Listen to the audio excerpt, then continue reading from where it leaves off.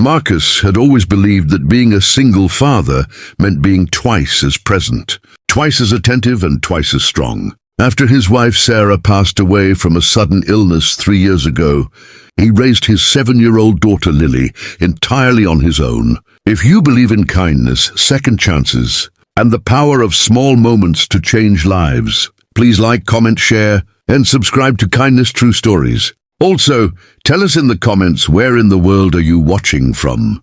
He worked double shifts at the local hardware store, packed her school lunches every morning, braided her hair on Sundays, and read her bedtime stories every night without fail. Their little apartment was small. Their bank account was smaller, but their love for each other was enormous. Marcus made peace with the exhaustion because every smile on Lily's face reminded him exactly why he fought so hard every single day. He was not just her father. He was her whole world, and she was his. One Tuesday evening, Lily came home from school quieter than usual.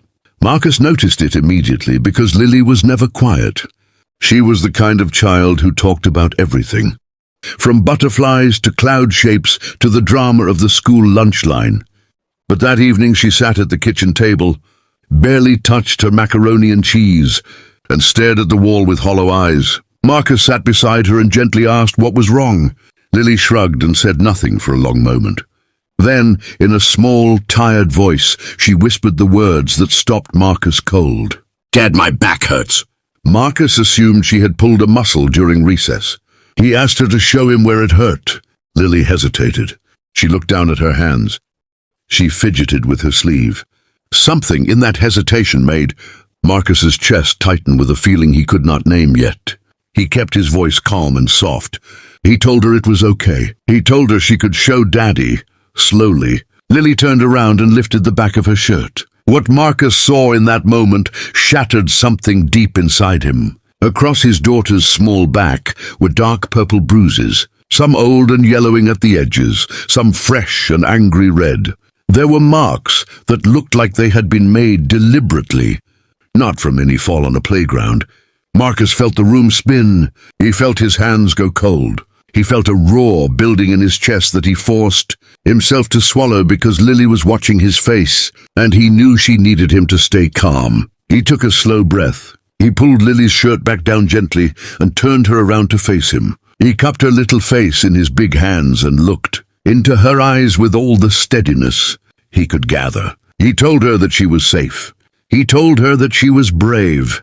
He told her that Daddy needed her to tell him everything, and that no matter what she said, she would not be in trouble and nothing bad would happen to her. Lily's lip trembled, and then, like a dam breaking, the words poured out of her. She told him about a teacher's aide at school named Mr. Greer, who had started pulling children aside during lunch break.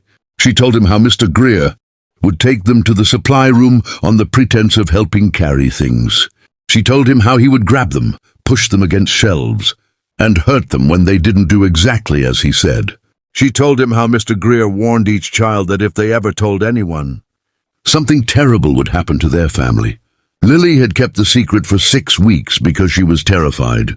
She had stayed silent out of pure fear, absorbing the pain alone, until her small body simply could not carry it anymore. Marcus held his daughter that night and let her cry until she fell asleep in his arms.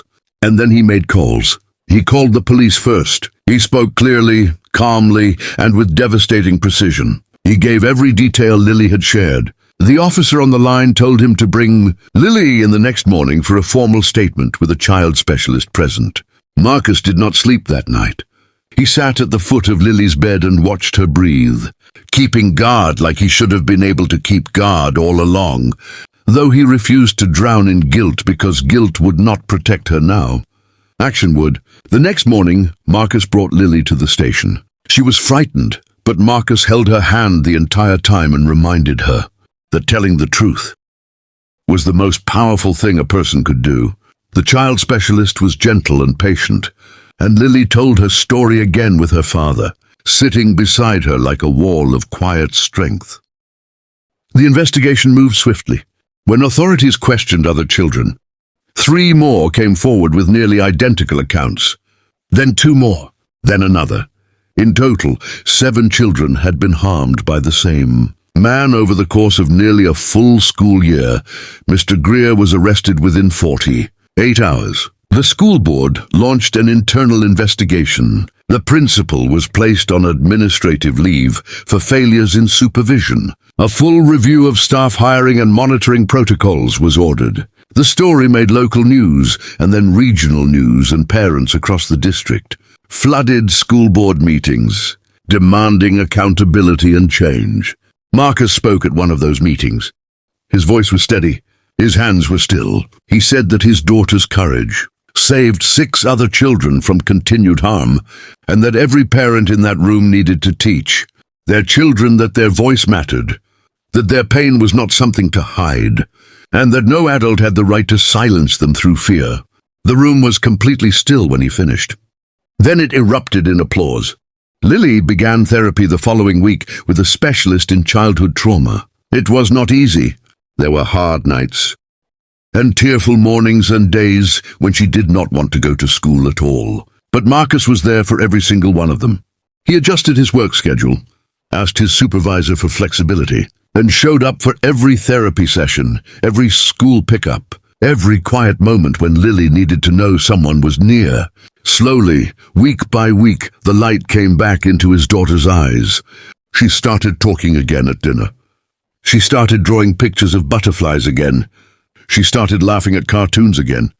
She was not unbroken, but she was healing, and healing was its own kind of miracle. One evening, about 2 months after everything had come to light, Lily climbed into Marcus's lap and rested her head against his chest. She told him she was glad she told him. She told him she had been so scared, but telling him made the scary thing smaller. Marcus kissed the top of her head and told her she was the bravest person he had ever known in his entire life. A father's love does not come with guarantees or perfect protection from every darkness in the world, but it comes with a promise to show up, to listen, to believe, and to fight. Marcus kept that promise, and in doing so he gave his daughter back her voice, her safety, and her future. 7 children went on to heal because one little girl finally whispered 4 words to the one person she trusted most in the world. If this story moved your heart, please take a moment to like, share, and subscribe to our channel, Kindness, True Stories Love Story, where we bring you real and emotional stories about courage, family, love, and the extraordinary strength of the human spirit. Your support helps us reach more hearts around the world.